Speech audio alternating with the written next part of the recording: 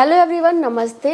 तो नॉर्मली बहुत सा महिलाओं को प्रेगनेंसी के दौरान पानी की थैली में पानी की कमी होने की समस्या हो जाती है, यानी कि जो एमनियोटिक फ्लूइड होता है, एमनियोटिक द्रव्य होता है, उसकी कमी होने लग जाती है। तो उसके पीछे क्या कारण होता है और आप कैसे अपने पानी की थैली में पानी की मात्रा बढ़ा सकते हैं, आज के इस वीडियो में हम इसी के बारे में जानेंगे। तो चलिए वीडियो स्टार्ट करते हैं। बाकी देखिए, अगर आप लोगों ने अभी तक हमारे चैनल को सब्सक्राइब नहीं किया तो प्लीज़ कर लीजिएगा। वीडियो अच्छा लगेगा तो लाइक कर दीजिएगा। तो चलिए अब जानते हैं। प्रेगनेंसी में बच्चे गर्भाशय के अंदर द्रव्य से भरे एक सेक के अंदर आराम करते हैं और ये जो सेक होता है उसको एमनियोटिक सेक बोला जाता है और इसके अंदर जो द्रव्य होता है उसको एमनियोटिक द्रव्य बोला जाता है। और ये जो एमनियोटिक द्रव्य होता है, एमनियोटिक सेक होता है, ये आपके बच्चे की सुरक्षा के लिए होता है, आपके बच्चे को स्वस्थ रखने के लिए होता है। और इसमें अगर कमी आ जाती है तो बहुत सारी परेशानियां होने लग जाती हैं। समय से पहले डिलीवरी होना, प्लेसेंटा टूटना, बच्चे का हेड डाउन ना करना और सिजेरियन डिलीवरी का खतरा काफ़ी ज़्यादा हो जाना, तो बहुत सारी दिक्कतें हो सकती हैं। तो पानी की मात्रा गर्भ के अंदर ठीक होना बहुत ज़रूरी है। नॉर्मली ज़्यादातर महिलाओं का जो मात्रा होता है पानी का, वो 8 से लेकर 18 के बीच होता है, ये नॉर्मल होता है। और ये एमनियोटिक फ्लूइड क्या करता है, आपके बच्चे के पाचन तंत्र को और फेफड़े के विकास में मदद करता है। इसके अलावा बच्चे को इन्फेक्शन से बचाता है। और ऐसा होता है कि बच्चा घर में घूमता रहता है, गर्भाशय की दीवार से टकरा जाता है, तो उससे भी आपके बच्चे को बचाता है, यानी कि चोट वगैरह लगने से बच्चे को बचाता है, क्योंकि बच्चा उसके अंदर सुरक्षित रहता है। तो बच्चे के लिए बहुत ज़्यादा ज़रूरी होता है एमनियोटिक फ्लूइड। और एमनियोटिक फ्लूइड अगर कम हो जाता है तो इसके पीछे क्या क्या कारण होता है, ये भी जानना बहुत ज़रूरी है। तो सबसे पहला कारण यही होता है कि अगर आप ठीक से पानी नहीं पीते हैं, हाइड्रेट नहीं रहते हैं, तो पहला कारण ये हो सकता है। दूसरा हो सकता है अगर बच्चे को किडनी से संबंधित प्रॉब्लम हो या फिर इन्फेक्शन की प्रॉब्लम हो गई, जिसे कि यूटीआई वगैरह बोलते हैं, उसकी अगर प्रॉब्लम हो गई है तो ऐसे में भी कई बार पानी की मात्रा कम हो सकती है। और कई बार ऐसा होता है कि जो प्लेसेंटा होता है ना, वो गर्भाशय दीवार से पहले ही टूट जाता है, वो ठीक से काम नहीं करता, बच्चे को ठीक से पोषक तत्व नहीं मिलता, बच्चे का विकास ठीक से नहीं होता, तो ऐसे में भी पानी की कमी हो सकती है। इसके अलावा अगर आपका बच्चा गर्भ में ठीक से विकसित नहीं हो रहा है, ठीक से उसका विकास नहीं हो रहा है, तो ऐसे में भी पानी की कमी हो जाती है। इसके अलावा कुछ दवाइयाँ होती हैं जिसकी वजह से भी पानी की थैली में पानी की कमी हो सकती है। और देखो, बहुत सारी महिलाओं को लंबे समय से हाई ब्लड प्रेशर की, डायबिटीज़ की प्रॉब्लम होती है, तो ऐसे में भी गर्भ में पानी की कमी हो सकती है। इसके अलावा किसी भी कारण से समय से पहले अगर आपके पानी की थैली फट गई है तो ऐसे में भी कई बार क्या मतलब कि पानी की कमी हो ही जाती है। तो इसीलिए आपको हर एक चीज़ पर नज़र रखना होगा कि आपके शरीर में कोई दिक्कत नहीं है, आपके बच्चे के शरीर में कोई दिक्कत नहीं हो। इसलिए डॉक्टर के संपर्क में रहना है ताकि कोई दिक्कत हो वो सामने आ सके और आपकी ये समस्या दूर हो सके। तो कारण भी जान लिया, अब हम जान लेते हैं कि पानी की मात्रा सही बनी रहे, इसके लिए आपको क्या क्या उपाय करना चाहिए। तो सबसे पहला है कि पानी अधिक मात्रा में पीजिए।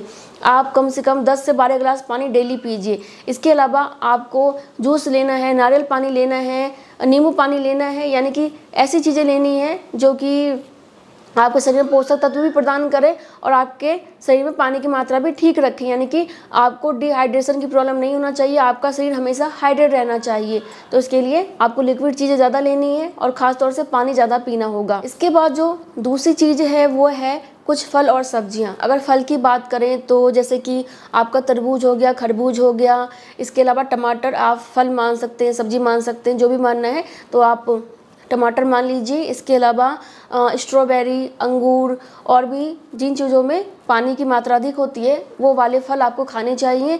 अगर सब्जियों की बात करें तो फूलगोभी, ब्रोकली और पालक, मूली, खीरा और वो जो सलाद का पत्ता आता है ना, वो इन सभी में पानी अधिक मात्रा में होता है, यानी कि पानी वाली सब्जियां आपको खानी है। इससे आपको पोषक तत्व भी मिलेंगे, साथ ही साथ आपके शरीर में पानी की मात्रा भी बनी रहेगी। इसके अलावा जो नेक्स्ट उपाय है वह है शराब ना पीना। अगर कोई गर्भवती महिला शराब पीती है तो ऐसे में भी उनके शरीर में पानी की कमी हो जाती है, पानी की थैली में पानी की कमी हो जाती है। अगर आप भी पीती हैं तो मत पीजिए, बहुत सारे नुकसान हो सकते हैं। इसके अलावा बहुत ज़्यादा नमक का सेवन करना। अगर आप बहुत ज़्यादा नमक का सेवन करती हैं तो ये आपके शरीर से पानी को अवशोषित करता है, इसलिए आपको बहुत अधिक मात्रा में भी नमक का सेवन नहीं करना है। मतलब कि सब्जी में डालिए, खाइए, लिमिट में खाइए, बहुत ज़्यादा मत खाइए। बहुत सारे चिप्स, कुरकुरे आते हैं, उनमें बहुत ज़्यादा नमक होता है, तो आपको उनका सेवन भी नहीं करना है। बहुत ज़्यादा मसाले वाले, चटपटा और तला भुना खाने का सेवन भी नहीं करना है। इसके अलावा आपको क्या करना है कि टेंशन नहीं लेना है। टेंशन लेने से भी कई बार आपके शरीर में बहुत सारी दिक्कतें होने लग जाती हैं। तो जितना हो सके आप खुश रहने की कोशिश करें और किसी प्रकार का टेंशन मत लीजिए। इसके अलावा जो नेक्स्ट उपाय है वो है रोज़ाना 40 मिनट एक्सरसाइज करना और टहलना। आपको प्रेगनेंसी के दौरान डॉक्टर कौन कौन से एक्सरसाइज करने हैं वो बता देती हैं, तो कोशिश करें कि 20 मिनट सुबह और 20 मिनट शाम आप रोज़ाना एक्सरसाइज करें। एक्सरसाइज करने के अलावा आपको रोज़ाना लगभग 10 से 15 मिनट, 20 मिनट, आधा घंटा सुबह टहलना चाहिए और उतना ही आपको शाम में टहलना चाहिए। यानी कि एक्सरसाइज करना है और आपको टहलना है, यानी कि वॉक करना है। इससे क्या होता है कि आपके शरीर के विभिन्न हिस्सों में ना रक्त का प्रवाह अच्छा हो जाता है, अच्छे से ब्लड फ्लो होता है। और जब आपके शरीर में अच्छे से ब्लड फ्लो होता है तो प्लेसेंटा में भी और गर्भाशय में भी रक्त का प्रवाह अच्छे से होने लग जाता है। ऐसे में आपके शरीर में पानी की कमी नहीं होती है, एमनियोटिक फ्लूइड में फ्लूइड की कमी नहीं होती है। तो इसलिए आपको रोज़ाना एक्सरसाइज करना है और टहलना है, ये भी काफ़ी ज़्यादा ज़रूरी है। इसके अलावा देखिए, अगर आप कोई सा भी हर्बल सप्लीमेंट का इस्तेमाल कर रही हैं तो ऐसे में हो सकता है कि आपके शरीर में एमनियोटिक द्रव्य की कमी हो जाए, क्योंकि हर्बल सप्लीमेंट जो है नॉर्मली मूत्रवर्धक होते हैं, जिससे कि आपको बार बार यूरिन जाने की समस्या होती है, बार बार आपको पेशाब जाने की समस्या होती है। तो आप जितना ज़्यादा यूरिन करेंगे उतना ज़्यादा ही आपके शरीर में पानी की कमी होगी। इसलिए प्रेगनेंसी में हर्बल सप्लीमेंट से आपको बचना है और अपने डॉक्टर के दिए अनुसार ही दवाइयों का इस्तेमाल करना है, ठीक है। सो फ्रेंड्स, अगर आप इन चीज़ों को फॉलो करेंगे तो आपके एमनियोटिक फ्लूइड इंडेक्स यानी कि AFI की मात्रा बढ़ जाएगी, यानी कि नॉर्मल रहेगी। और नॉर्मली अगर आपके अल्ट्रासाउंड रिपोर्ट में AFI 5 सेंटीमीटर से लेकर 25 सेंटीमीटर के बीच में है तो ये नॉर्मल है। या फिर देखिए, अगर 800 से लेकर 1000 मिलीलीटर आ रहा है तो ये नॉर्मल है।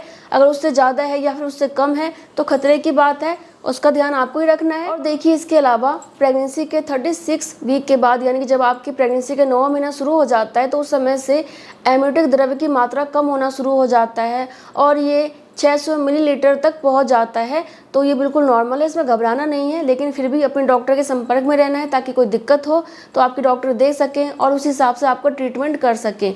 बाकी मैं मिलती हूँ नेक्स्ट वीडियो में, तब तक के लिए bye bye, thank you so much, नमस्ते।